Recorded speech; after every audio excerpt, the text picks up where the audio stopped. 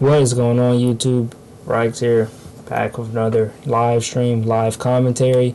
We have Nave here, and yes, sir, we're ready for Arnold Barbosa versus Okay, well this is our first problem. We gotta figure out how to pronounce this nigga's name, bro. You see the screen, Nave? Yeah. All right, bet. Obviously, we can't do the audio thing. Up real quick. Let me get this timer up and ready.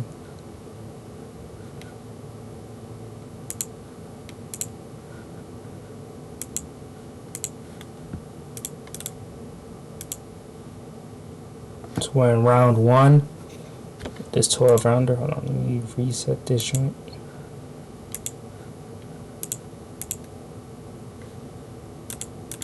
Here we go. Guinea, I believe, is how you say his name. Based off of the film. Oh, go ahead, Nick. You said, how do you pronounce it? Yeah, how do you pronounce his name? I don't know. But based off of the film that we've seen of Guinea, it just seems like he's a very awkward fighter. He looks to catch you with his overall awkwardness. That's what it looks like. He looks to catch you with, and overall he's already looking pretty awkward here.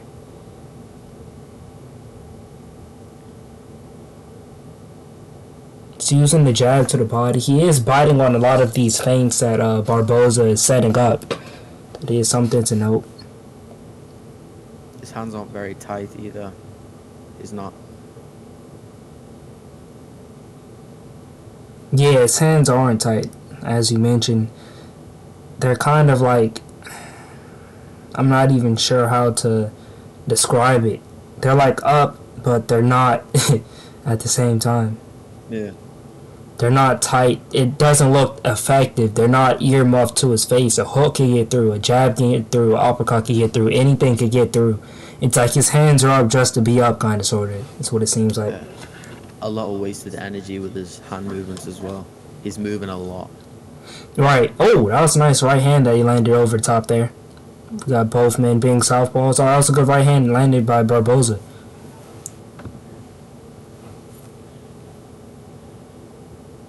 Both men orthodox. Go ahead. I think Barbosa's doing the right thing right now. Just, slower pace than his opponent. Just making reads. Indeed, indeed. Doing feints. Maybe to set him up later. Barbosa being 32, the younger. Guinea being 33. Barbosa is rated number 5 in the super lightweight division according to BoxRec, while Guinea is rated 73.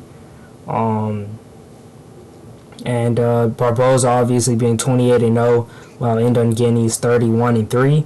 And Barbosa is rated number 1 in the WBO, number 13 in the IBF, 6 in the WBC, and 8 in the ring. So overall, we have a clear favorite to win. But it still is interesting to see what type of motivation and hunger Guinea will have, going in here and fighting a game opponent like this. Yeah, he doesn't look like he's, like a journeyman. He looks like he's came to fight. Yeah, indeed. He looks like he came to fight. Yeah, he threw a decent amount that round and a lot of energy. So maybe, we don't know how his gas tank is, but maybe that's something that Barbosa can capitalize on in the later rounds. Right. Obviously, this only being 10 rounds, Still, we should get a good look at Barbosa and what he can do. In his Golden Boy debut, obviously, he has his father in the corner as his lead trainer.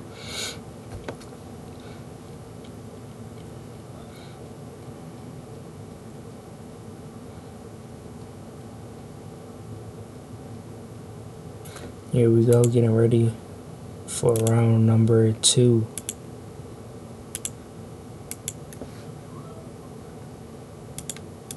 Got 5 viewers in the chat. What is going on, guys?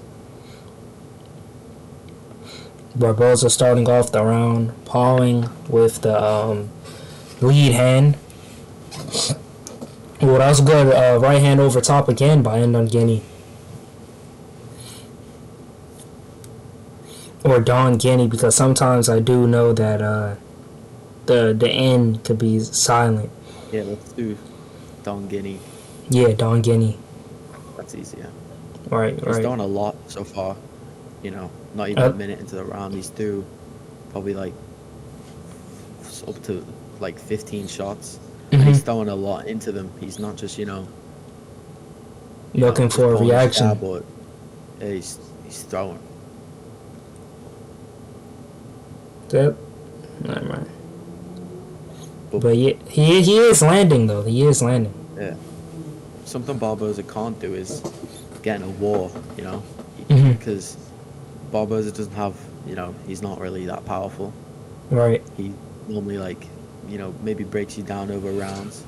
Right. So something he does not want to get into a brawl with this guy. But Don Guinea is wild, a lot of looping shots, open for a lot of counters. Mhm. And that right cross, right hook overhand seems to be the shot he wants to land. Good up jab. As he tries it again there. Oh, beautiful work on the inside by Don Guinea. Oh, he got hit with a jab by Barbosa there as he was coming out. Don Guinea does look very game now. I'd honestly give him the first round. Oh, second round he gets rocked there by right hand by Barbosa. Second round he did look good, but Barbosa seems like he's starting to pick him up and get him while he's moving away from the pocket with jabs and looping shots like hooks. He has to, like we mentioned in the first round, his hands seem to be up just for him to be up. He needs to try to, adjust and keep his hands a little bit tighter as he gets hit with a jab there again by Barbosa. Ooh, good one too by Barbosa. But again, I don't think Don Guinea can keep this pace the whole fight. Right. I really don't. And he's falling for them feints quite frequently.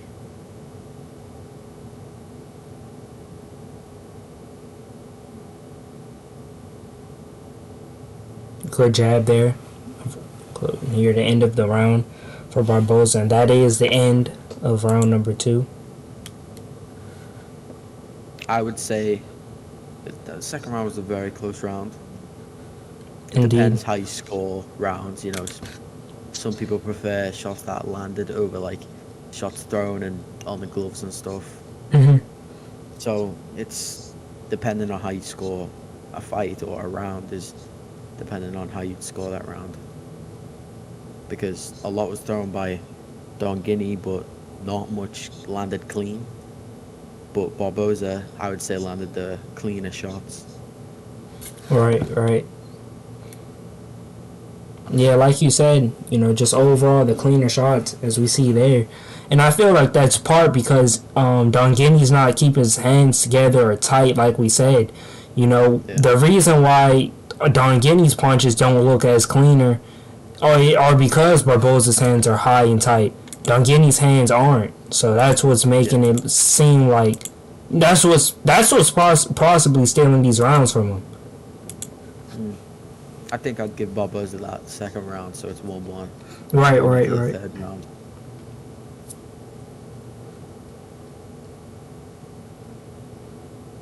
Good job to the body there by Don Guinea. Don Guinea started with the jab to the body in the first round. Maybe he'll pick it back up and try and land that right hand over the top. No doubt.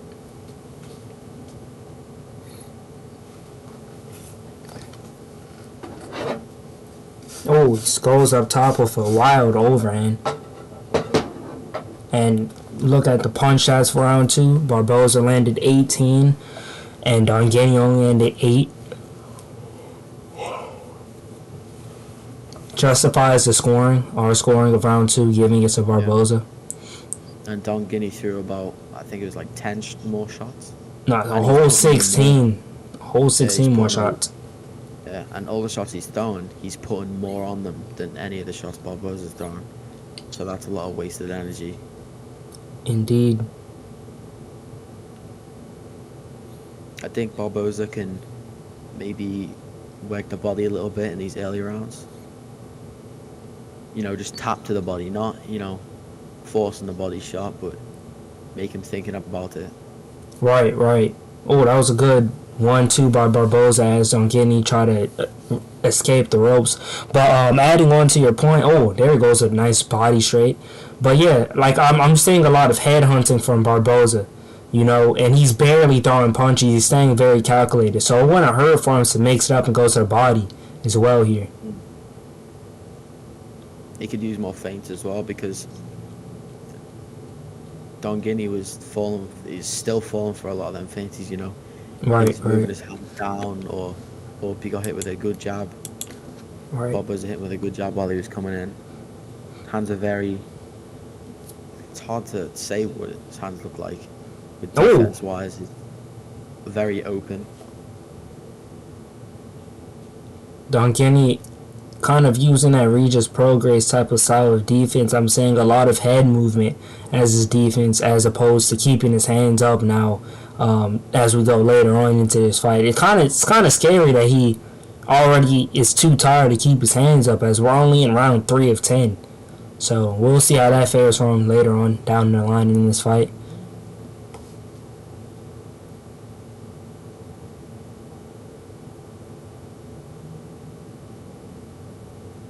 Ooh, good 1-2 there to end the round off by Dongini.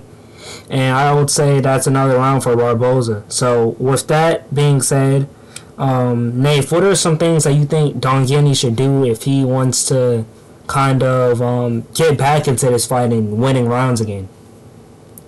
I would say, he's not out of the fight. I'd say he's still in it, but he needs to slow down and be a bit more calculated, trying to maybe use feints of his own to put Barbosa's hands down and throw a right hand, because so far it looks like the right overhand is his best shot, especially power-wise.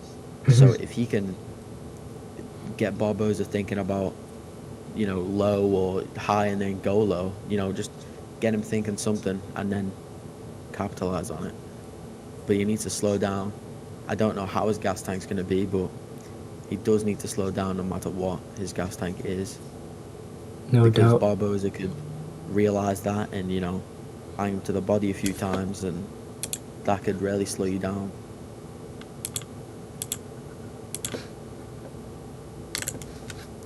Here we go, round number 4. Let me try to get this in full screen.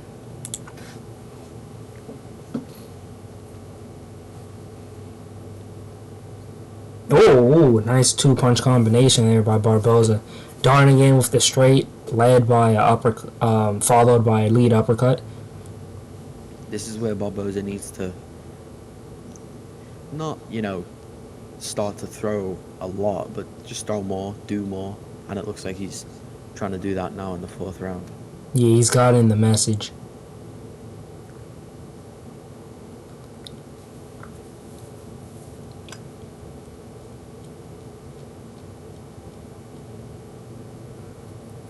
Good counters, I'm saying, by Dongini.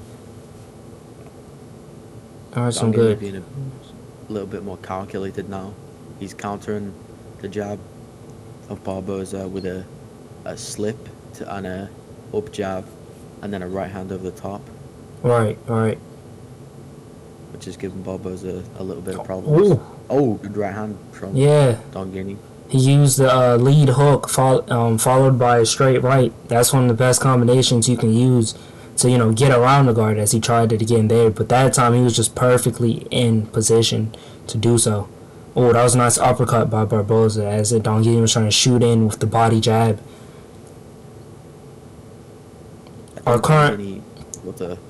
nodded to that uppercut as well to say good shot. Yeah, he was like, and when that normally happens, it's normally they can play it off, but when you try and play it off and, you smile or something, that's when you know it was a good shot. Indeed. Good jabs traded by both men. Our scorecard right now, they're in round 4. Our scorecard 2-1 in favor of Arnold Barbosa Jr. making his Golden Boy debut.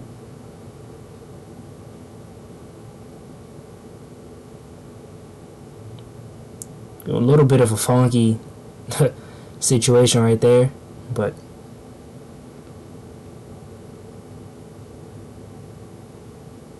this is another close round. indeed. I think Oh, Don Guinea. Don Guinea's stealing the round now. Right. He's landing combinations and making Barbosa miss. They're trying to get the round. Oh, that was a nice Ooh. hook on the inside by Don Guinea. And shoot, I'd say Don Guinea probably stole that round there. 2-2. It's a close fight so far. Don Guinea not really slowing down. Maybe he's being a bit more calculated, you know, countering a bit more off the back foot. All right. He looked better that round than he did in any round, in my opinion. No doubt. No doubt.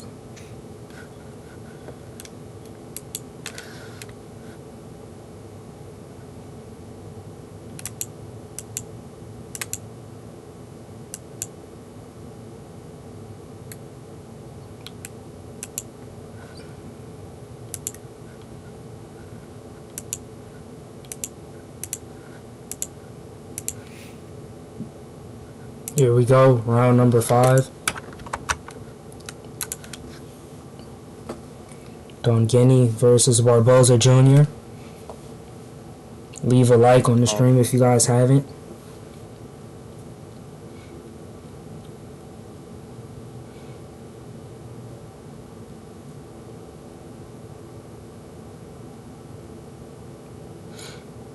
Not much going on here through the first 30 seconds or so of this. Looks like Don Guinea's changing up the whole game plan. He's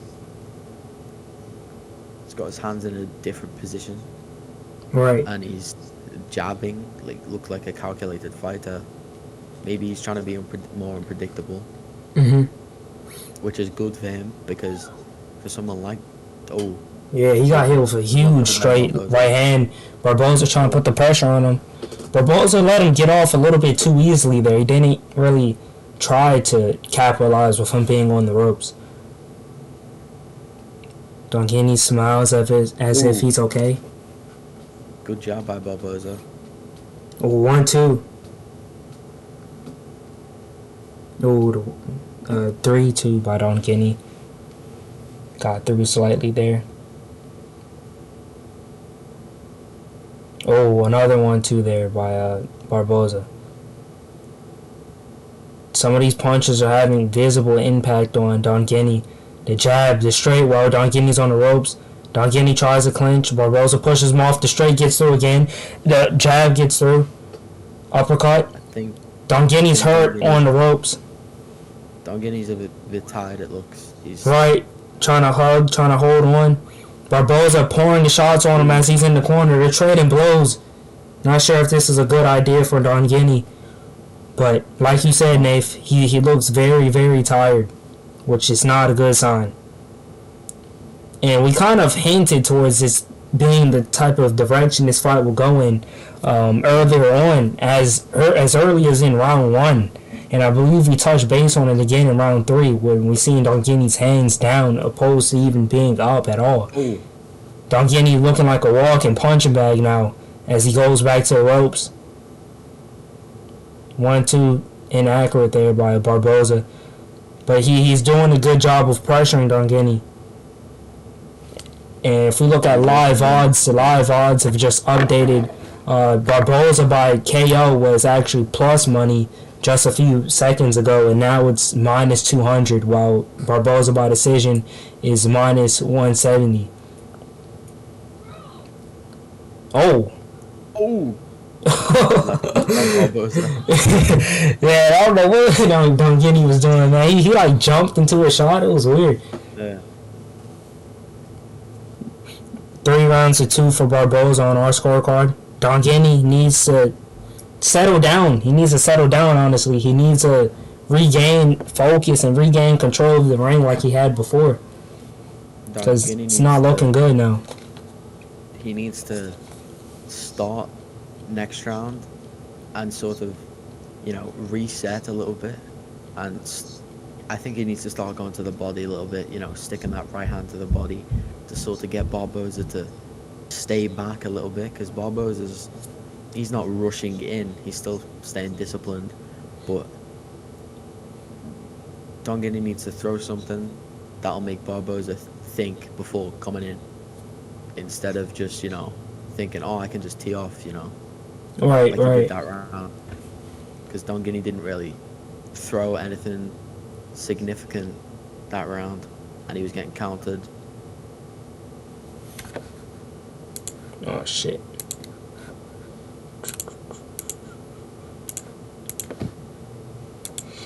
Round number 6 in this fight. We have this fight scored 3 rounds to 2 for Arnold Barbosa here, making his Golden Boy debut versus Dongeni.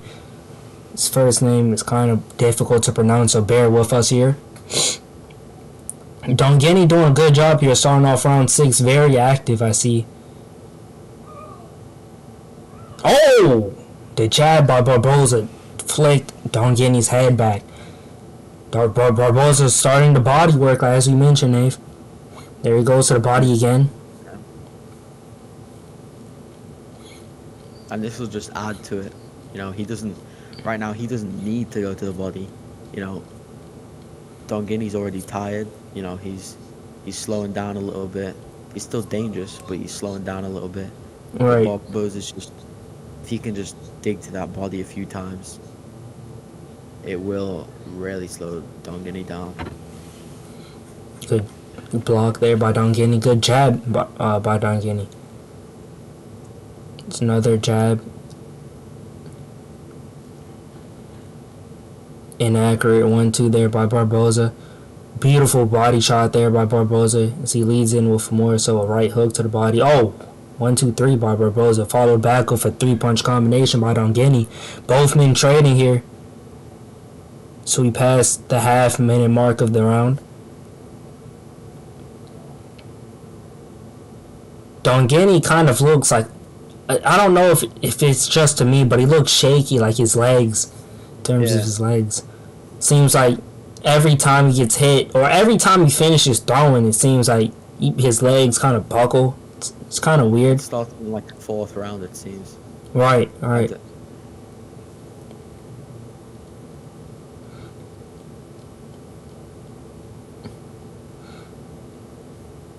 It's almost like he's rocked, but only in the legs. like a weird UFC 5 glitch or something. Yeah. Very, very awkward. Oh! But he's still dangerous, as you said. He's still throwing back. He's still, landing. Oh, there was a nice body shot there by Barbosa. Dongeni tries to get back. And Dongeni is slowed down significantly this round. He threw a normal amount, as he normally would in the rounds. It looked like he got hurt there. Crowd's reaction. He started the round quite fast and then didn't really throw much after that. Alright. So I think this is where Barbosa starts to really put it on him. Alright, exactly. Our scorecard, 4 rounds to 2 for Barbosa, ending off the 6th round strong.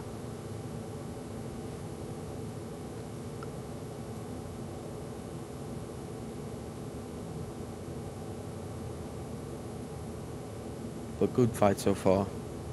Indeed. It's not been a boring fight at all.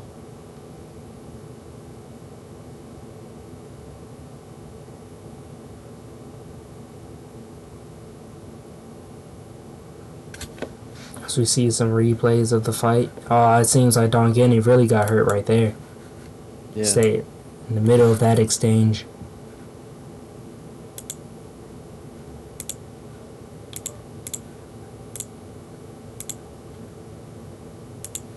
Here we go. Start off round number 7.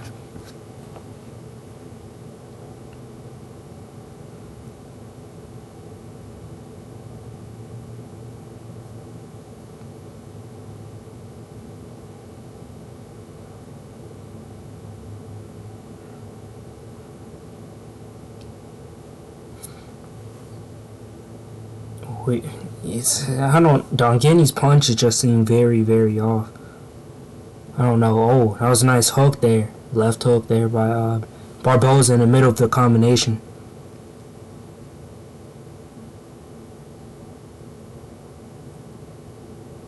You know, and Dongeni wouldn't get away with this if Barbosa had good power. You know, Oh like yeah, if Barbosa had that power, that like that tank power where you just get hit and it's like you can't function.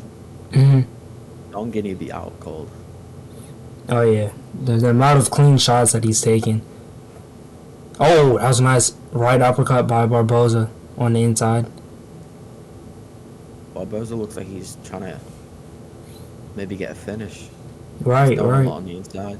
He's pushing the pace.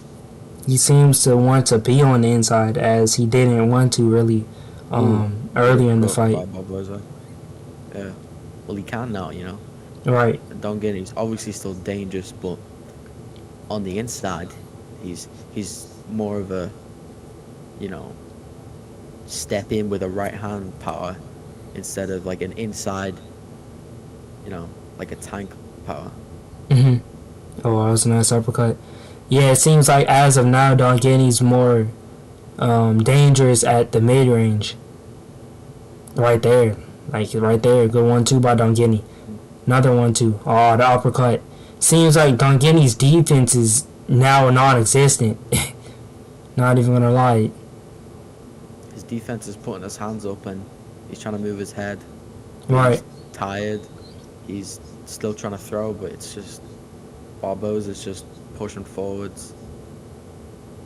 Oh.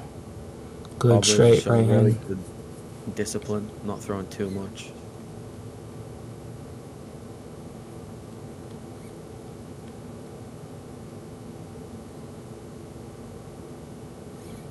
Dongeni trying to keep him away with a little jab.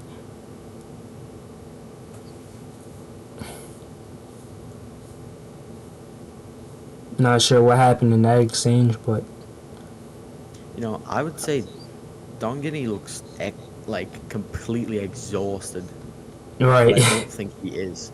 You know, he looks like he can't even stand properly, to be honest. But I don't think he's that tired. You know, he's obviously gassed, but he's not. He looks like out of it. hmm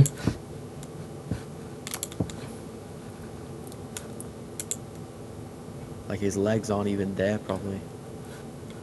And this is the same guy in Dongeni who got shut out by Devin Haney earlier in his career. Now we have the referee coming to look in Dongeni's corner.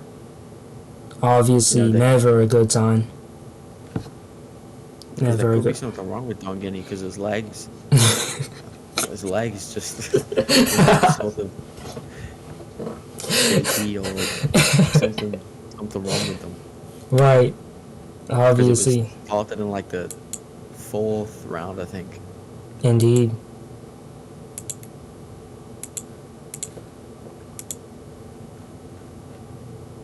Ref, the doctor's coming to take a look at him, which is obviously uncommon. Uncommon for our Arnold Barbosa fight. I'd honestly say that this isn't even done by the damage that Barbosa's doing to Dongeni. I think this is more so how Dongeni looks, you know what I mean? It's like, you know, if you walk out or if you walk up on somebody with a hood up and, you know, obviously a balaclava on, if they try to attack you, you know what I mean? You shouldn't be surprised, you know, but if, you know, yeah, if you walk up to somebody, you know, looking like a casual person, you know, and they attack you, then it's kind of weird. So I'd say this is more so Don Guinea looking like that person that looks like a gangster walking up to somebody. It's not really Barbosa doing the damage. It's more so how he looks. Shaky legs, looking exhausted, can't even put his hands up. Stuff like that. As we look at the punch stats, Barbosa landed 104. Don Guinea only landing 46. Big connect differential here in round number 8. As we have Barbosa up 5 rounds to 2 on our scorecard.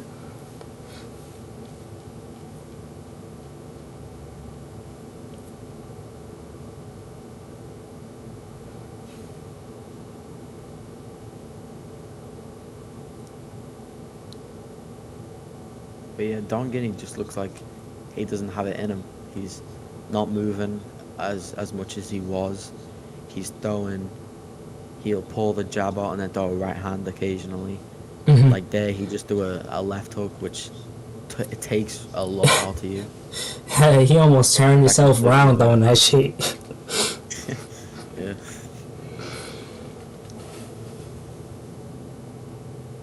Now he's trying to move his head in circle.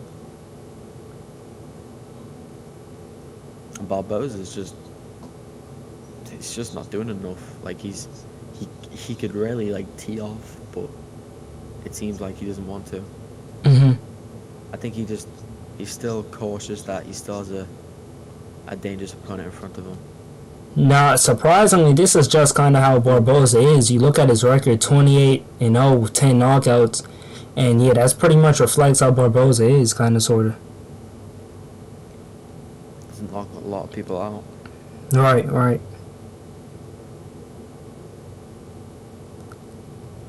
Don Guinea's trying this round.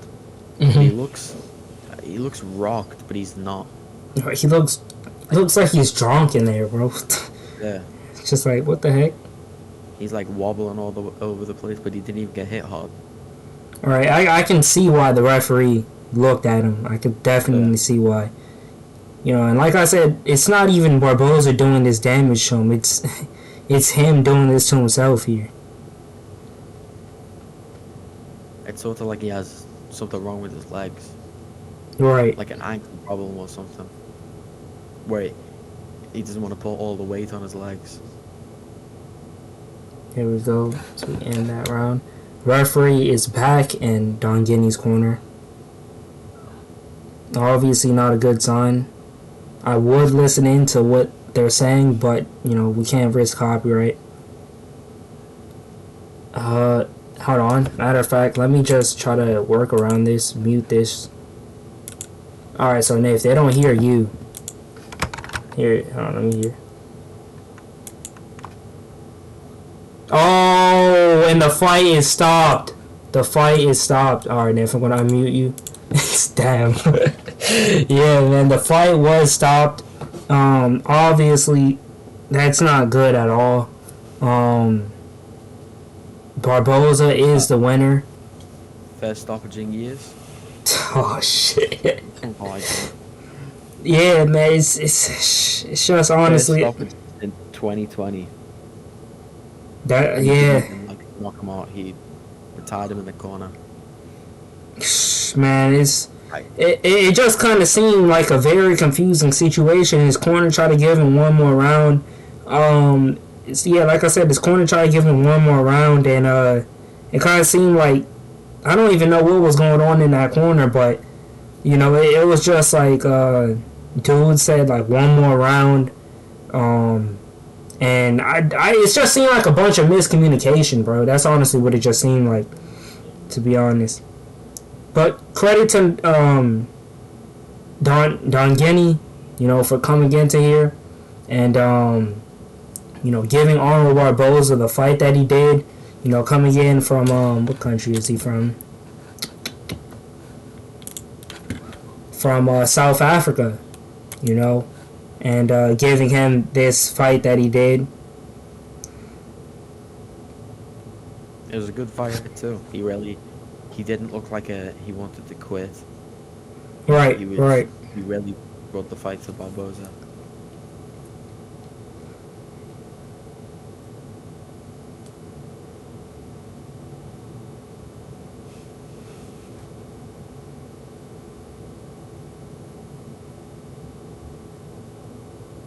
But I don't think Don Guinea wanted the fight to be stopped. I think it was maybe his corner. You know, in a situation like that, you could say anything. You know, you're under like supervision with the things you say. Exactly, and it doesn't help. Doesn't help that Don Guinea, obviously is an American, so he could have possibly had a mishap with how he wanted with what he wanted to say and how it was interpreted. I'm sure his trainers can, if he can't speak English, I'm sure his trainers would translate into the referee. But it's obviously just very intimidating. You have the doctor in there, you have the supervisor, you have the referee all in your face, and obviously all those three people in your face. It's just kind of like they're just kind of begging you to quit, in that moment. You know what I mean? That's kind of what it is. It's like, it's like being at a parent-teacher conference and you did something bad. That's kind of what it is. And if you don't know how to speak English, bro, then you're not going to survive that situation 90% of the time. So, it wasn't even like Don Guinea was looking bad. It was just, it was just overall, man, just just a bad situation for him. Unfortunate situation, I'd say. yeah, because that happens a lot in, MMA when somebody gets eye poked and there's somebody who can't speak English properly and they can't have the coaches with them to translate or anything, like a translator in the ring. It's hard, and a lot of fights have been stopped, even though the fight could still continue because of a language barrier, or they say one word that is, even remotely saying, hold on, give me a minute, and just stop the fight. It's almost like they don't even give you a chance sometimes. Right. Obviously unfair. But we don't know what happened, so... Indeed. Said, I wanted the fight to be stopped. He could have. I doubt it, but you never know.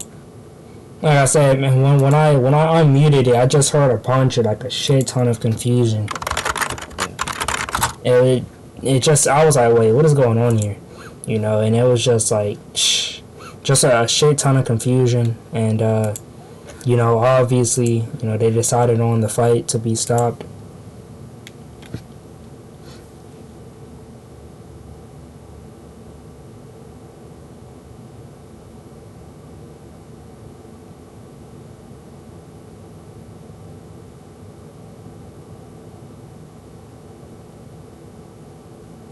Okay, hang on.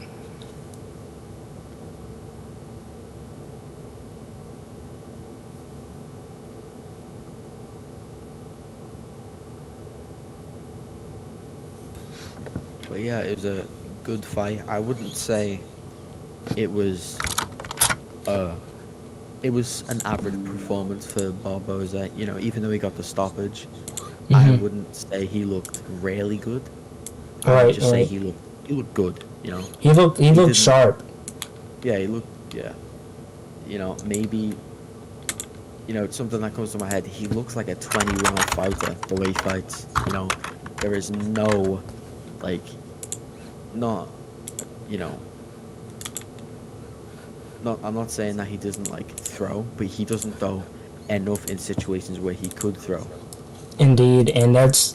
And it honestly just doesn't, give a good look. What if this guy goes up against somebody, someone like Devin Haney who would just, it seems like Barbosa just waits for the perfect time to throw. But what if he faces someone like Devin Haney who's not going to give him that perfect time to throw? You know what I mean? That's the problem right there. And it seemed, if he was timid like that, facing a guy like what's his name? What was the name? Shit, man. Facing a guy like Don Guinea, what's gonna happen if he faces that Richardson Hitchens, if he faces that Devin Haney, if he faces, anyone else, like that. And it seemed like it took him a while for him to gain confidence and be like, okay, yeah, I can actually sit and throw with this guy, it took him a while to, figure that out. So it's just kind of like, you know, it's just kind of like, yeah, man, you know, we're obviously going to have to see what happens, you know, in the future with Barbosa, but, you know, based off of that performance, we can't say too much as in terms of him hanging in there with the top guys. I would say you're going to have to build him up a little bit. You're going to have to give him somebody with different styles, you know.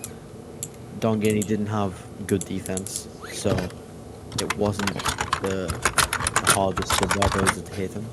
I feel like with somebody with stopping power, where you can, like, with a right hand to the body, it can really, like, you know, slow down Barbosa thinking, make him thinking when he's coming in.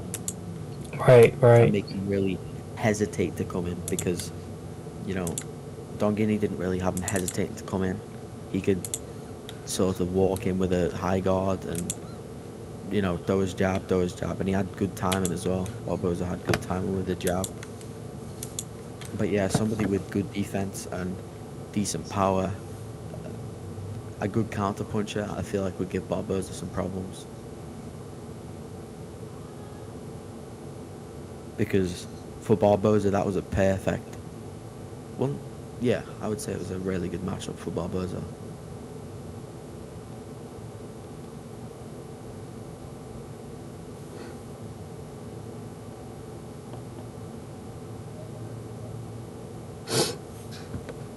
Okay, the stream kind of had a fart, but yeah, like you said, man. But anyway, before we preview this next fight,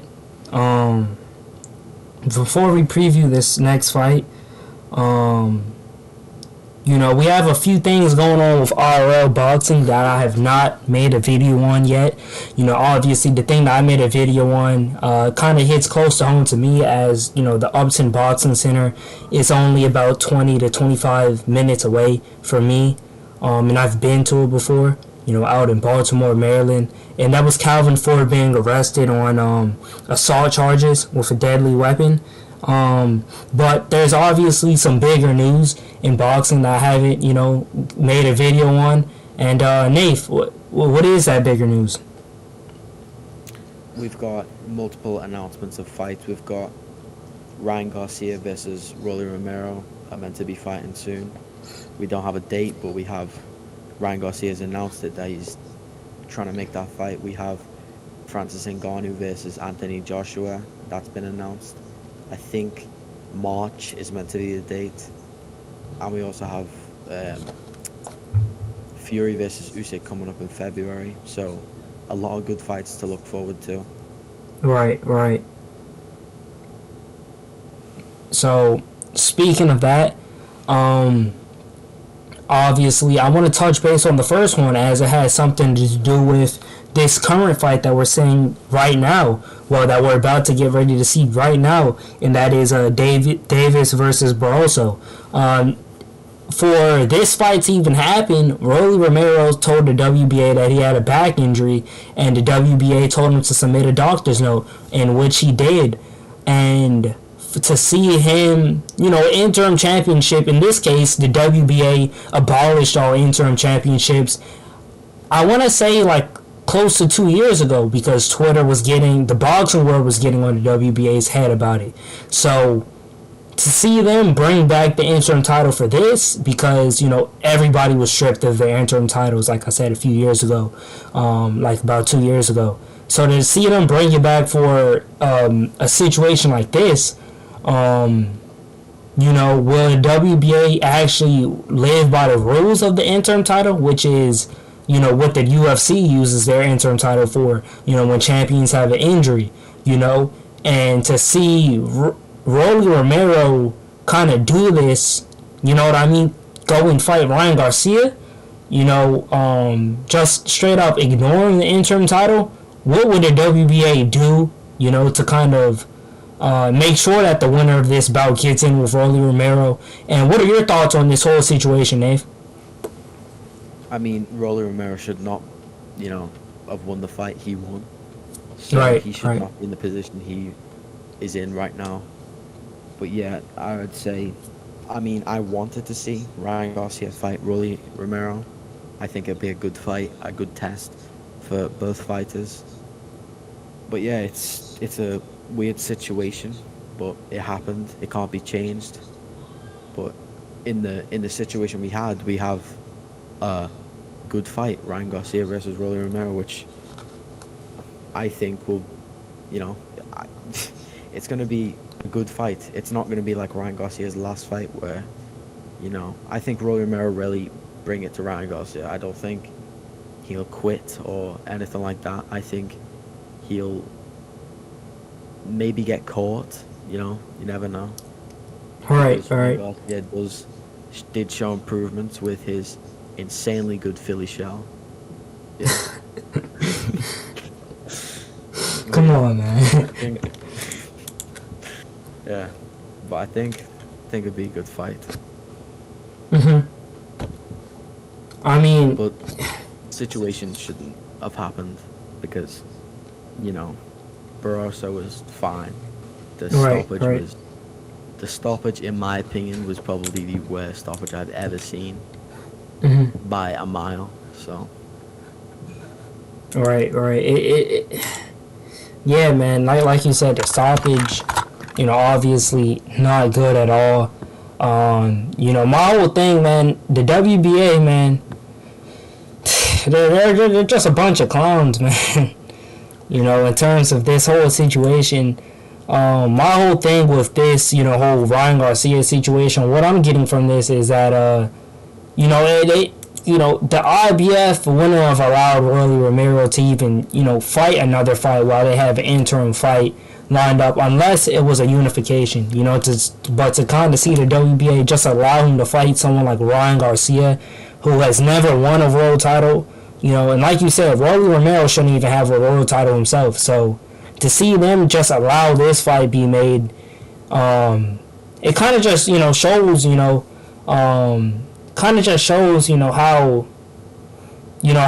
bad the WBA is kind of ran, so it just leads me to think that we're going to have another situation where we have somebody with the WBA interim title that doesn't plan to do shit with it, to be completely honest, so I just hope that the winner of this fight will get the shot against Rolly Romero versus Ryan Garcia, but the WBA kind of has to step in, and say something about this.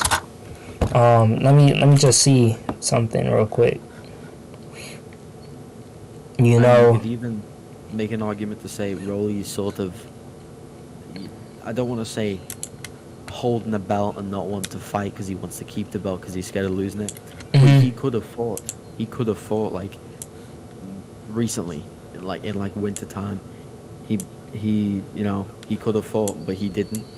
I guess I don't know what the reason of that being. It could be because he's scared to fight because he doesn't want to lose the belt because he knows he, shouldn't have won.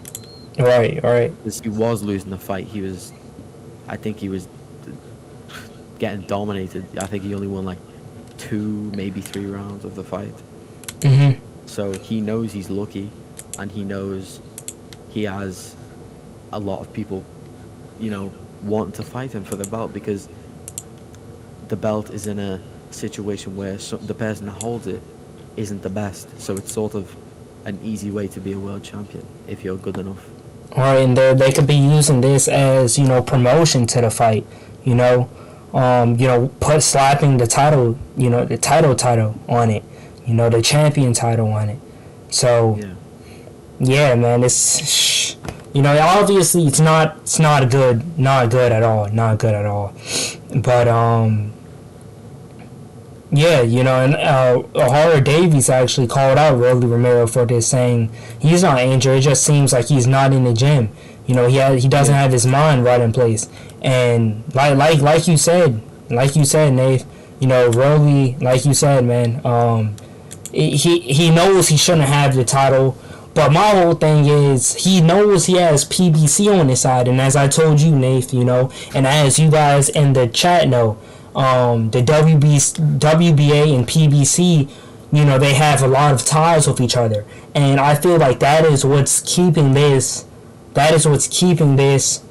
title in Rolly Romero's hands, because I'm telling you, if there was the IBF or WBO and you try to fight someone lesser, that hasn't won a world title in his career and doesn't have a world title now, so it wouldn't even be a unification, they would straight up strip you from they wouldn't allow you to even fight someone like Ryan Garcia. They'd strip you, or, you just have to wait for, whoever wins this bout, fight them and then go on to fight Ryan Garcia. So, and look, right here, we're reading boxing scene comments right now, and I hold on, matter of fact, let me try to share a screen this with you guys real quick.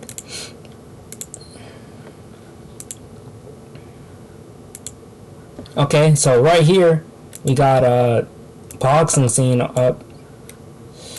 Let me make sure you guys can see. Nope. Now if you can see this though, right? Yeah. Alright, so right now we have boxing scene up, and we're looking at some of the comments, and they're saying, why was Kenneth Sims Jr. versus Batir Akhmedov an eliminator if Davies was the #1 contender? And that's a very good question right there. You know what I mean? That's a very good question. And, just deep diving into, some of the politics in boxing here, this is a big problem. Kenneth Sim Jr. did win that fight by a very controversial split decision, but it was a great fight nonetheless. He's ranked #2, and that was supposed to be a WBA final eliminator, and that was on a PBC show sometime in May or June. I remember watching it live though, but we do see Akhmedov right there, #8 in the rankings. But obviously, it's just not right. You know what I mean? To have these guys fighting for false advertisement. If I'm being completely honest with you, you say that was supposed to be a WBA title eliminator, and these guys are still sitting on the shelf waiting for that title shot. And let me just show you guys right here, Kenneth Sims Jr. It doesn't show it right here, but that was a WBA title eliminator. I do remember that, and it was a majority decision. It was a great fight, but why would they have a title eliminator if they're just going to put 1 and 3 together for an interim belt? You know what I mean? It just doesn't make sense. Why not put 1 and 2 together? And to answer that question, I know I have been yapping a lot, but the WBA, the headquarters, the headquarters, well, even if it says Panama or Venezuela, I thought it was Venezuela, but apparently it's Panama. The answer to that is right here. Bro is from Venezuela, which is a Spanish-speaking country, and the WBA has very strong ties with Spanish-speaking fighters, along with PBC. So their whole rankings system is based off of PBC fighters and Spanish-speaking fighters. You know what I mean? So it just doesn't make sense, man. It doesn't make sense for the WBA to be doing this.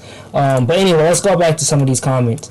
Likely an eliminator for the interim belt. Yeah, exactly. And yeah, Rolly needs to defend or vacate that belt because he shouldn't have it, like you said, Nate. Yeah. WBA. Yeah, exactly. What type of injury does Rolly Romero have? You know what I mean? So, Rolly Romero's promoter applies for a mandatory exception. It's just overall a very fuzzy and retarded, honestly, situation here. Honestly, like I said, just very retarded. And let's look at the comments of here. There's 42, so this has been a very hot topic, beyond pathetic. That's my exact thoughts on this fight, to be honest. He needs to get in line behind a Hard Davis, like this comment suggested right here. This guy does say it's a smart move. It is a smart move if everything that I just said isn't in play. They have an interim title fight. The WBA is on record saying that, they were going to eliminate the interim title of like 2 years ago. So, for this to be an interim title fight, it makes me believe that the WBA will be honest and give the interim champion a shot at the world champion in their next fight. So all of this just doesn't make sense, to be honest, to me. It just doesn't make sense, you know what I mean? But it doesn't make sense. And I know this fight is coming up. This fight is coming up. Our next fight. You know what I mean? Our next fight is coming up with Davis versus Barbosa. But I just wanted to show you guys that. So you know what I mean? Let's get back into the our fights. But that was just quick thing that I wanted to say. And as I return back to the stream, we got Barbosa in the ring right now, and he's on his knees right now, praying likely. But Nate, is there anything you wanted to say? Because I know I've just been yapping for a while. Nah, you're good. But yeah, this fight will be good. I think it'll be an entertaining fight. It will be a bit more calculated than the last fight. Barbosa has power to knock you out. But so does Davis. He doesn't have it as much, but he still has it. So, I think it'll be maybe a brawl. It might be a very calculated, might be a very boring fight, you never know. But I do think it'll be an active fight, especially in the mid-rounds. I think it will go down to who's tougher. I think maybe Barbosa his age will catch up to him. We might see it in this fight, but you never know. It could be a one-punch knockout by Barbosa in the first round. You really never know. I have no clue who will win this fight. So, and it's an interesting matchup. I looked through. In my opinion, I believe Davis wins this fight by decision. That's just my personal opinion. I have been hearing a lot of stuff. Me being a betting man, I have been hearing a lot of stuff about this fight not going the distance. And there's even an old head on YouTube. If you search around for this fight enough, you'll see this old guy who records videos on his phone while he's driving around town. He actually believes that Ismael Barbosa will pull off the upset. And this guy's been yapping about this for like 4 months. I shit you not. About 4 months. About how Barbosa will beat O'Hara Davies and all this stuff. And my whole thing, man, he's taking this from a 40-year-old who looks to be about 60. And he got if I'm being completely honest, he got a lucky, little performance there in this last bout against Rolly Romero. Rolly Romero is a clown, if I'm being completely real. He's a clown. So you never know what you're going to get with that guy. So, Barbosa, we will see. But my pick is Davis by decision. Now, when I did place the bet for Davis for decision at plus 300 odds, I did not expect it to be. I forgot that the WBA interim title was on the line. You know what I mean? So I'm not gonna lie, I forgot. I forgot all about that, and I forgot that it was a 12-round fight. If it was a 10-round fight, that would have been a lock. That would have been a lock for me. Especially at plus 300. But since it's a 12-rounder, those extra 12 rounds do mean a lot when both of these guys don't have a very good gas tank. So, that's my inside of the fight. But both guys fight very, very awkward. We will see a knockdown or two in this fight. And, Nath, you will be in for a very awkward fight. The fight won't look like the type of fight that it's, it's supposed to be an interim title fight. It won't look like that at times. But it will be. It won't disappoint. It will be a good fight. Granted, both guys come to fight, and that's all. That's what I could tell you about this fight right here. They're meeting up in the middle. Also, something I want to notice: they're only ranked in the WBA. They're not ranked in WBC, IBF, or WBO. So, with that being said, here we go. They touch gloves. We're underway. Everyone else is getting out of the ring. But Nate, what is your final prediction on this fight? I, it's hard for me to say. I'm gonna go Barbosa by knockout Ooh. in I'm gonna say like the fifth round.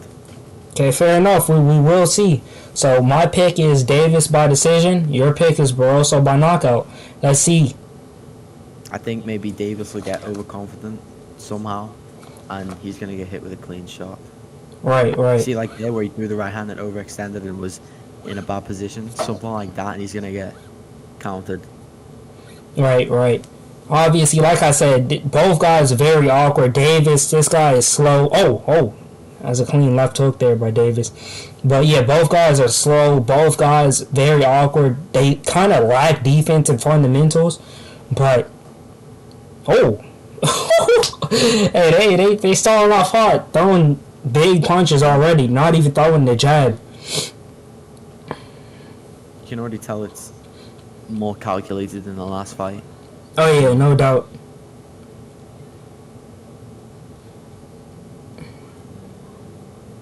Davis has very interesting footwork.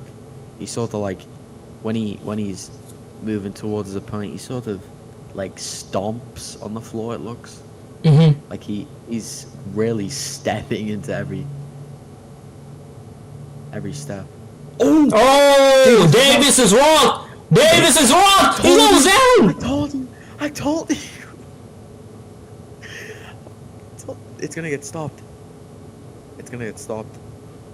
Davis he's out of it, bro. Davis is out of it. Davis rocked in round one. It's over. Oh! It's over. Oh! Oh! Davis is down again. Oh! Oh! I told you, you don't. No! No, that old man. There's no way. You don't know. Oh, the ref is off! The ref is off! Holy shit! Yo! You don't. No way! You don't. No way! Barbosa wins the WBA interim title. What the I said you never know. It could end in the first round by one punch. It could be a boring fight. It could be an entertaining fight. You never really know. And that old man power hit him with I think it was a rear hook on the temple of Davis, and he was out of it. I told you. You don't know. Yo! This is embarrassing, man. This is embarrassing right here, man. This is embarrassing. I think it was the exact situation I said. Davis threw that right hand to the body, and he was overextended, and he got countered with the rear hook.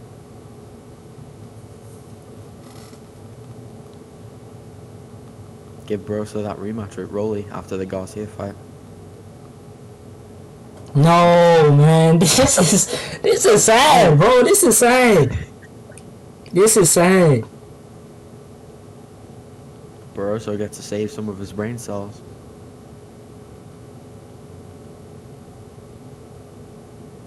Oh my goodness, man. The dude on YouTube. Hey, I'll give credit to the dude on YouTube. Let me find this dude's channel, man. There's no way, bro. Hold on, bro. You were saying this guy on YouTube said this, Barbosa's gonna win, and you were sort of. Trav FDY, man. Shout out to you, man. Yo, I'll tell you, bro. Oh shoot, man. He was a big underdog as well. He wasn't just the favorite was Davis by a lot. Yeah, minus 500. I want to see what shot it was that rocked him at the start. I think it was a lead hook. I mean, a rear hook. He just got caught out of position, it seemed. Yeah, exactly how I said. As soon as he did that right hand at the start to the body, his right foot came. He was like square on, Mm-hmm. which is not what you want to do in boxing. I'll definitely be making a video about this right here. I want to see what shot it was that hit him at the start. Yeah, Oh, he they was start. not.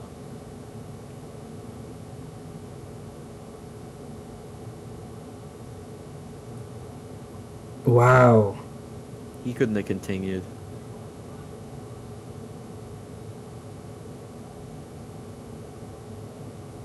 Wow. You never know.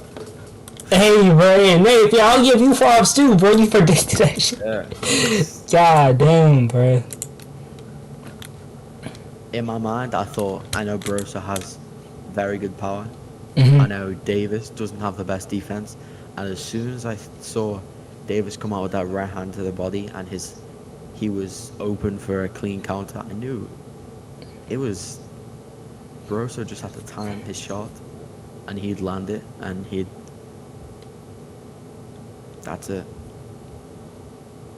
And I don't think Davis's chin, I don't think it's the best either. It didn't seem like the cleanest shot that he got hit with. Mm-hmm.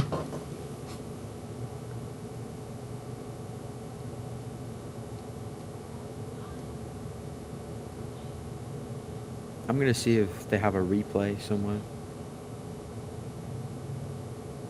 Because I want to see.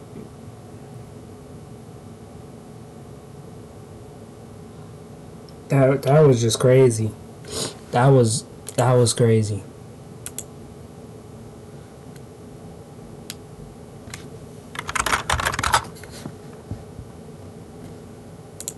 That was crazy. No, somebody put $30 on it, bro.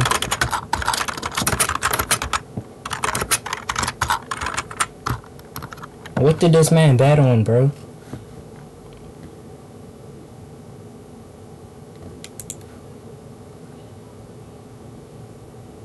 And this is not good for British boxing at all.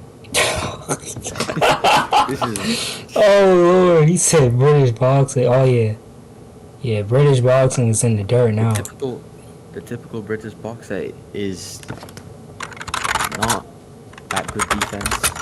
You know, it's lackluster.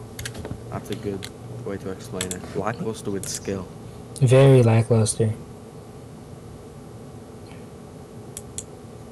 What a win! What a win here for Ismael Barbosa. It was exactly the shot I said it would be. Davis threw a right hand to the body. Let me see if I can. Hold on. This is sad, man. This is sad, man. Yo, it was, bro. This man got slept, bro. Shit.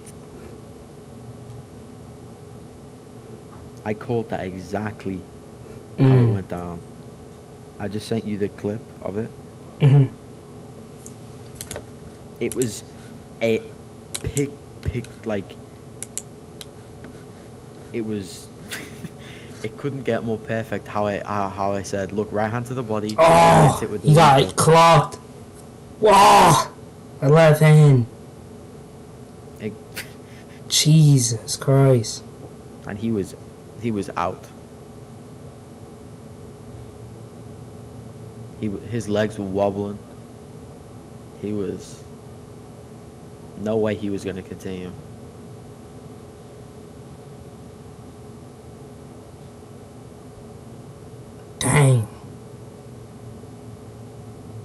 Damn, he didn't know where he was. Okay, yeah, this is a crazy comment, I'm not gonna lie. Queen Ryan is wild. Damn. And Barbosa was, I mean, Davis was actually signed. He was actually signed to Golden Boy, which is the problem. This is his first fight being signed. They went out of their way and signed this guy. It couldn't get any worse for Davis.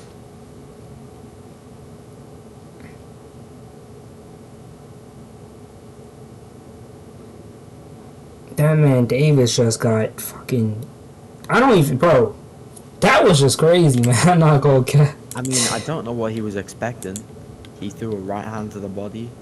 He was completely out of position with his right hand down or lower than it should have been. Man, what a bro. That was just crazy, and I'm telling you, this next fight will be kind of like that one. My pick, Vergil Ortiz knocks him out in round 4. My original pick after seeing the damn film was Ortiz round 1, but you know, my pick now was Ortiz round 4. But I can see him winning the fight 1 through 6, no doubt about it. No doubt about it. This is bad. This is bad, man. This is bad for Barbosa. This is bad for like you said, British boxing, bro. This is just proves that British boxers aren't that good. Well, some of them. I don't want to say all of them because some of them have showed themselves to be, you know, decent. But they're not on they're not on the level of, you know, the Shakors, the Devin Haney's, the Gervonta Tank Davis. They're not on that. They're just nowhere near that level. this is honestly this is terrible, man. This is terrible, man. This hey, bro, your country, bro. This is bad, bro. This is bad, bro. This is bad, man. Your country is cooked. I say it myself. Your country is cooked. Your country is cooked, bro. Okay, not the whole country. Okay. All because one British fighter lost doesn't mean. No. Nah, bro, but I don't agree with that, but still, bro, it's like, I mean, you guys still have Joe Cordina. Still have Joe Cordina. Still have Tyson Fury, obviously. You guys still have the great Nick Ball. Yeah, we still got some good fighters. Right. Davis, obviously not one of them, but man, I won't lie, I was not expecting that. I knew bro was shitty, but I did not think he was that shitty. I thought he would at least be able to win. Sonny Edwards even shouted this guy out, bro. Why? Sonny Edwards said, like, he was pulling for O'Hara Davis to bring it home tonight. Everybody in his comments were adding the guy.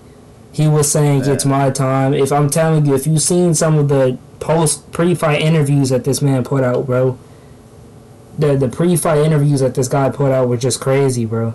He was saying just a bunch of, like, rubbish, bro. A bunch of rubbish.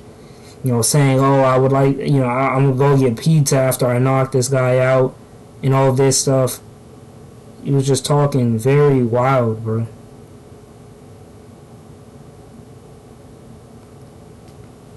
We got someone in the chat asking how much time before the fight. Well, the main event is, I think, meant to be on soon.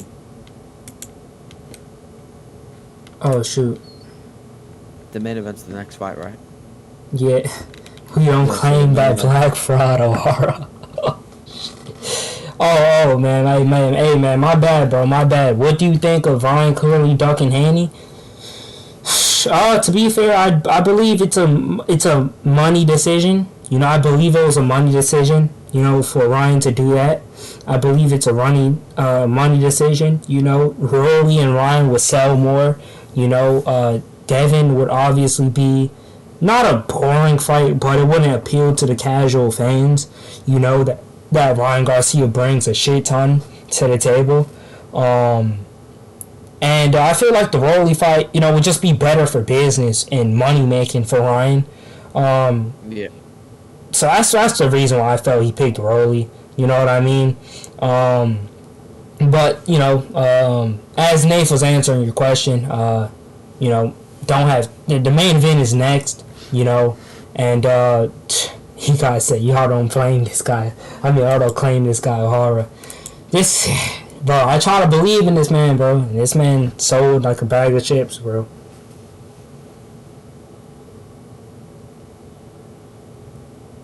I mean, with Ryan clearly ducking Haney, I'm not surprised. I don't want Ryan. If Ryan was to fight anybody on Tank's level, he'd lose. He'd lose against Shakur. He'd lose against Devin Haney. He'd probably lose against Loma. That would be a closer fight. Maybe. Actually, it's hard to say on the spot, but I think he'd lose to all of them guys. He's not. Ryan is not that good of a fighter at all, in my opinion. I'm surprised he won his last fight. Right. His last opponent, I forgot his name, but he wasn't that bad. I'm actually quite surprised how he dealt with the fight and how, I don't want to say how easy he made it look, but he made it look easier than I thought he would. But Ryan, his lack of defense, I think Rolly Romero will give him some problems. Right. But yeah, when it comes to him ducking Devin Haney, I'm not surprised. Right. If he did duck him, or if he didn't, whatever it was, Ryan fighting Devin Haney Wouldn't be good. All because he got a win against an opponent who was decent, doesn't mean he's in that elite conversation. Which, the fact that he was ever even close, the fact that he even got the Tank fight in the first place was ridiculous. Right, and that right there that's a prime example of another money fight. You know what I mean? That was a prime example of, let's make a big fight. Right. Let's build Tank up to be a really good fighter. It was just I think it was just a money fight, just in general, in my opinion. But yeah, this fight right here, man. Ryan, for to answer your question though, man, for him to just clearly, that's pretty much what he did, bro. He gave us all this talk. Oh, I'm gonna go ahead and fight Devin next. Devin, let's get this fight going. I seen a boxing scene article pretty much saying Ryan versus Devin. You know what I mean? Is next. Oscar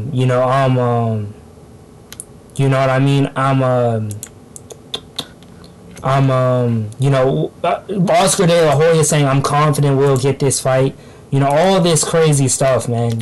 For him to just straight up, if I'm being completely honest, just bitch out. You know what I mean, on social media. It's kind of sad, bro. It's kind of sad. You know what I mean? It's kind of sad. To see this, in the sport of boxing. But next fight, Vergil Ortiz Jr. versus Fredrick Lawson, 12 rounds. You know what I mean? This will be good. This will be a good fight. Will be a good fight while it lasts. But yeah.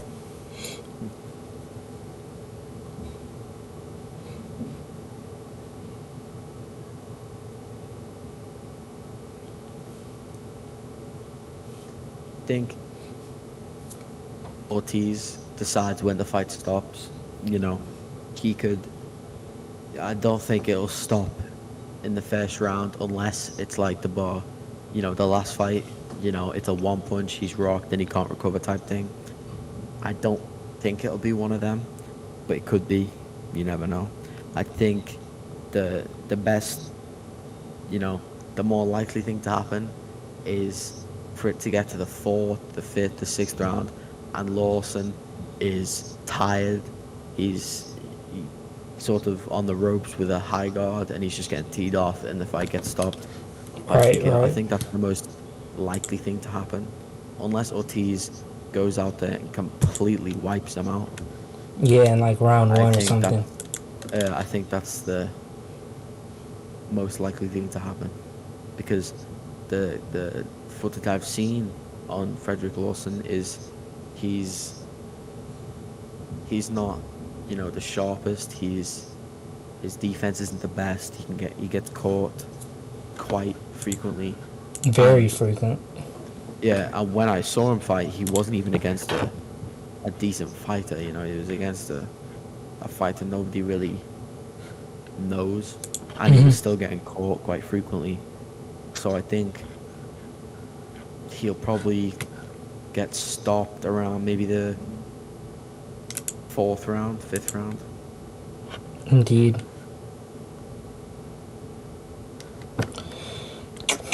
And it's just been announced that Jose Ramirez will enter a multi-fight agreement with Golden Boy. This is great to see, to be honest. Hopefully we can get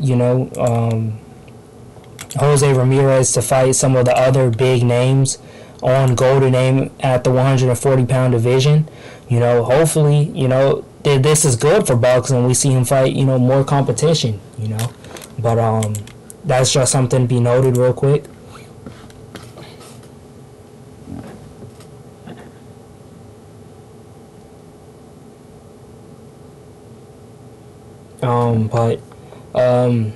Nath, so speaking of the topics that we brought up earlier before I went on the little rant, about the WBA, what are your thoughts on the Usyk, the fucking Joshua and Ngannou fight?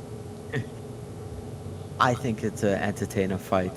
It's not necessarily the best fight for Joshua in terms of proving himself to be as elite. He's obviously elite. He had a very close fight with Usyk in the second fight.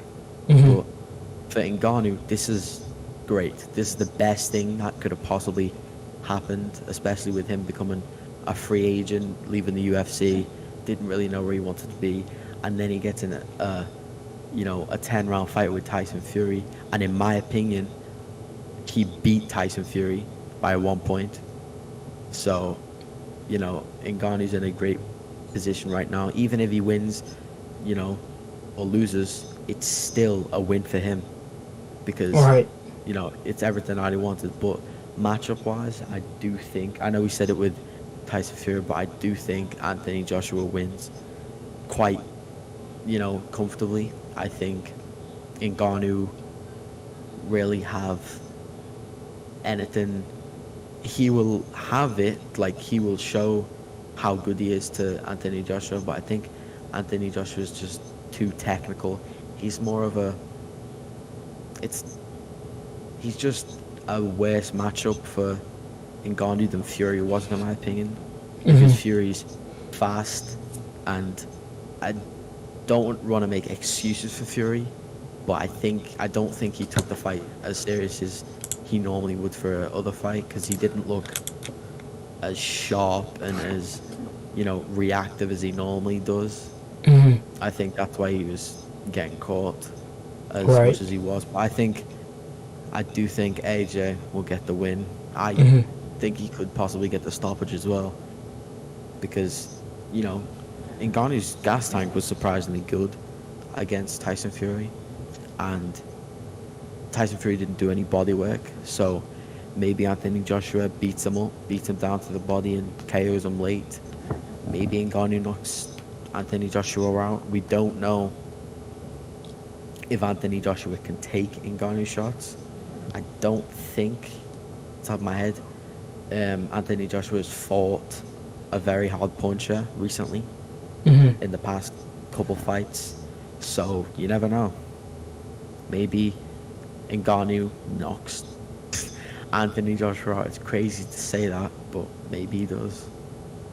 It's a crazy fight. It's going to be a very entertaining fight, and I'll be looking forward to it.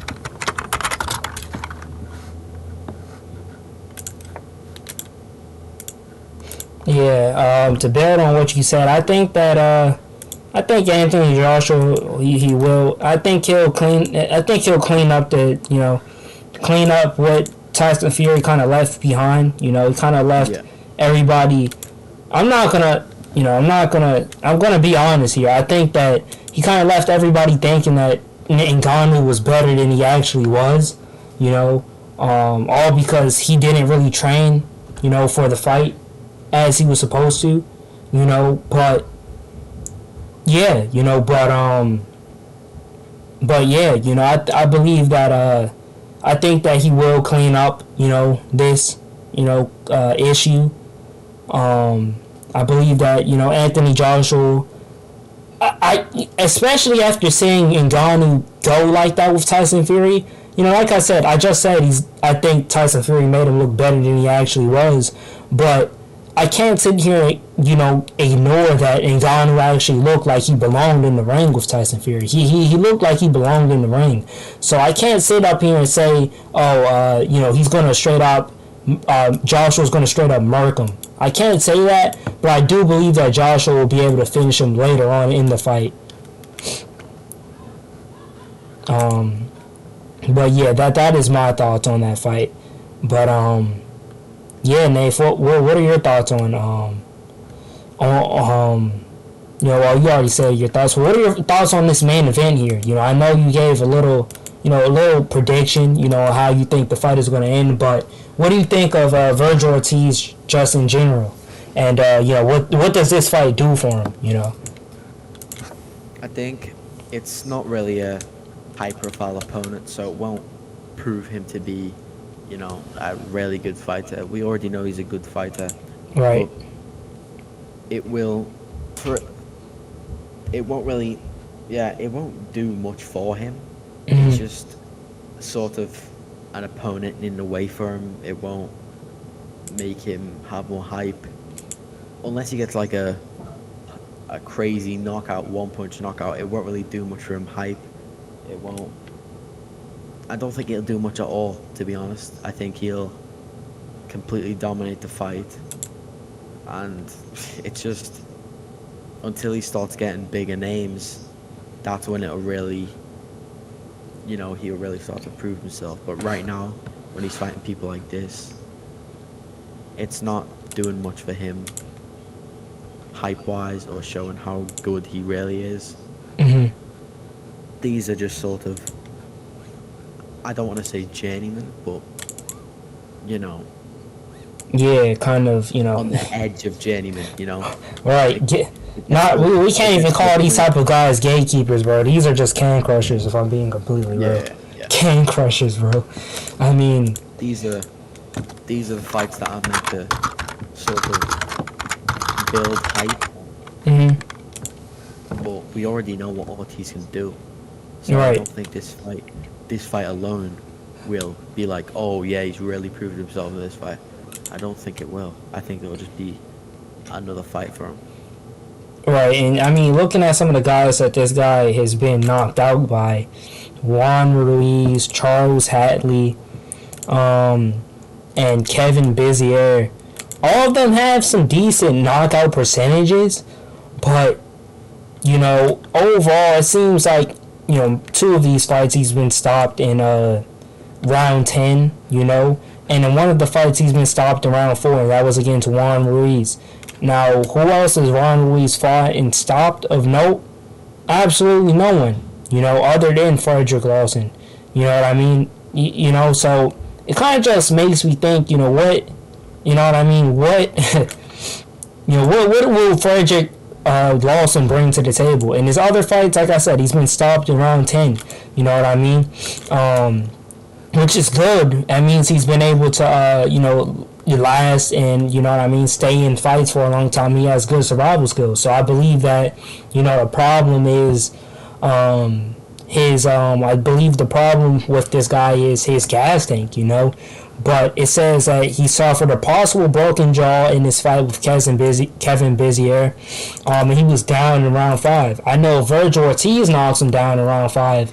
Bro's not gonna, Bro's not gonna get up, or he's gonna get up, but Ortiz has that killer instinct, is what I'm trying to say. So, it won't be pleasant for him if he gets knocked down by Ortiz. But here goes Ortiz walking out. Looks very, very focused. check this real quick before we go. He looks very, very focused. And, yeah.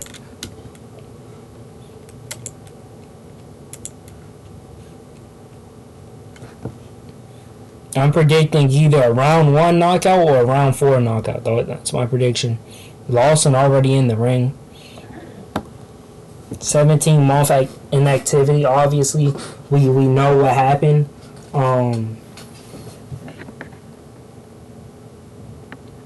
With him, you know, tried to make weight, had some serious issues that forced him out of the fight. You know, out of like 2 or 3 fights, and these are good fights. These are fights against elite, not just Stanionis versus Ortiz. That's one of those fights that, you know what I mean? That's one of those fights that, you know what I mean? That would have been like a great. That's a fight that I've been asking for as a boxing fan. Seeing 2 young undefeated guys in their 20s, in their prime, go at it, and to see him get, you know, forced out of that fight twice. You know what I mean? You know, that just sucks as a boxing fan, but I'm glad that his health is good. You know what I mean? I'm glad that his health is good, and you know, I'm glad that he moved up. He moved up in weight. You know, I am glad to see that.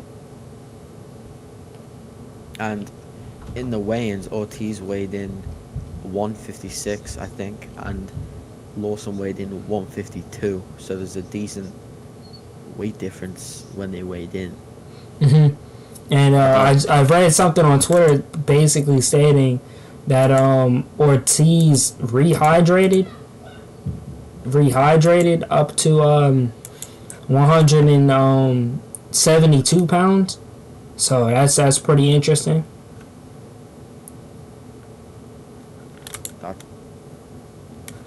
Oh, hold on. You were streaming. I mean, lagging a bit. But yeah, go ahead. 170 pounds. Yeah, 172.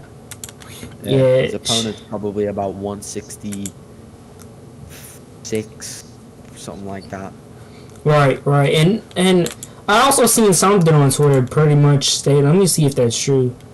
Yeah, Lawson, as this guy is moving up from 147 pounds. So, you know, this is a true cherry pick, bro. This is a true cherry pick right here. This may be cherry pick of the year right here, man, if I'm being honest. You know, we just started off the new year, bro, you know. But yeah, man, you know. Yeah. Dang, the TKO odds just went up just by seeing how they look in the ring. That's fucked up, bro. It was minus 700, I swear, and it just went up to minus 850. We just seen it happen before our eyes. I bet on 4 through 6 and 1 through 3.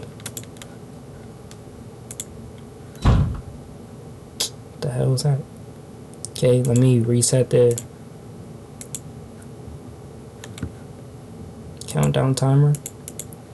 Here we go. Vergil Ortiz Jr., Fredrick Lawson, 12 rounds, super welterweight division.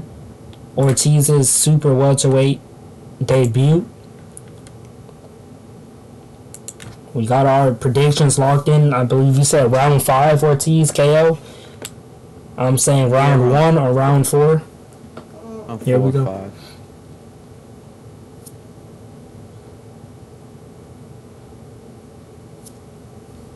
Double jab there by Lawson.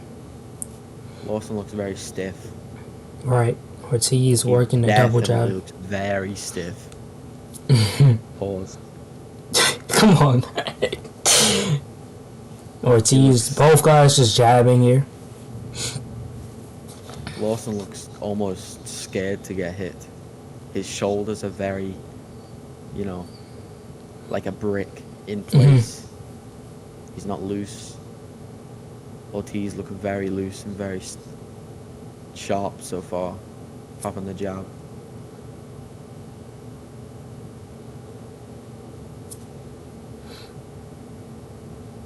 Okay, Lawson.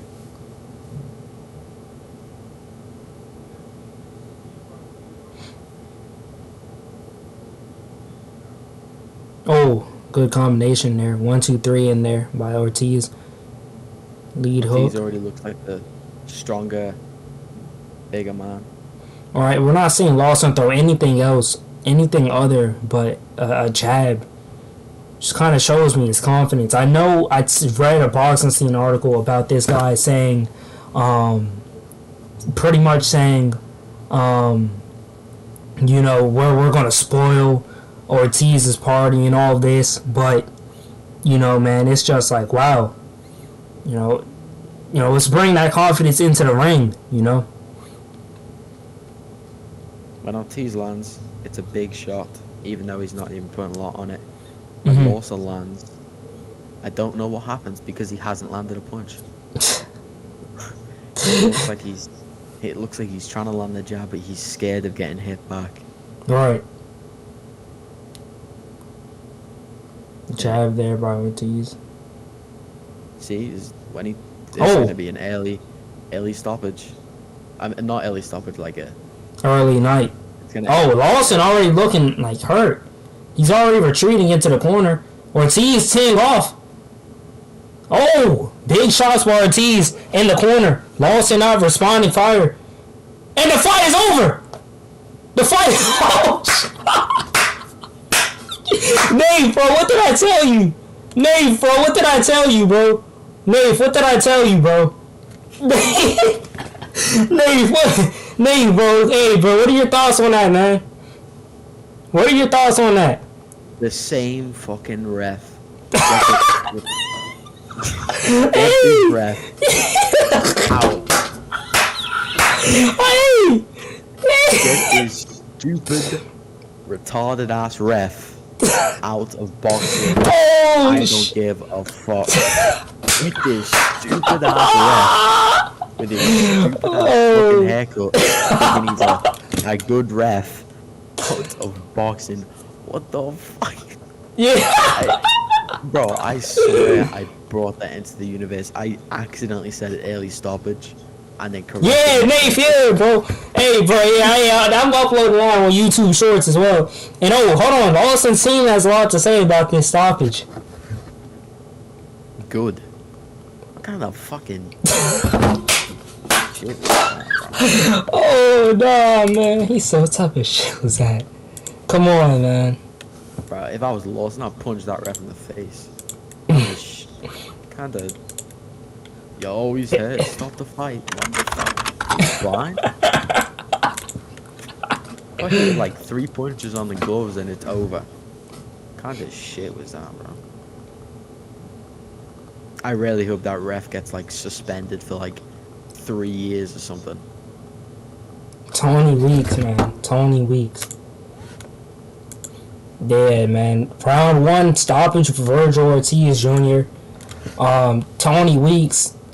We can't hear the commentary, but I gotta I gotta think that he's receiving a lot of backlash as the cameras are pointed at him. I mean, let's be real, man. The fight was gonna get stopped in the first or second round either damn way, bro. But bro got hurt by a jab. You can see his legs stiffen up there on the replay. But Tony Weeks should have, bro. He was on 1 foot. Yeah, I don't believe that he was hurt. You know, he was able to recover here. But Tony Weeks, man, this was just a stupid stoppage, bro. I didn't like. He didn't.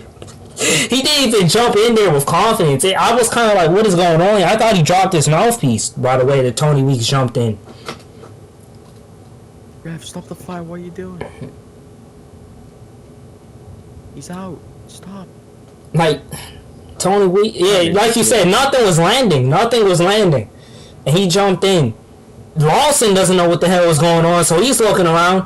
He sees Vergil Ortiz celebrating. Lawson looked at the ref like, what the fuck are you doing, bro? Lawson's like, and then Lawson figures out what's going on. He's like, what is going on?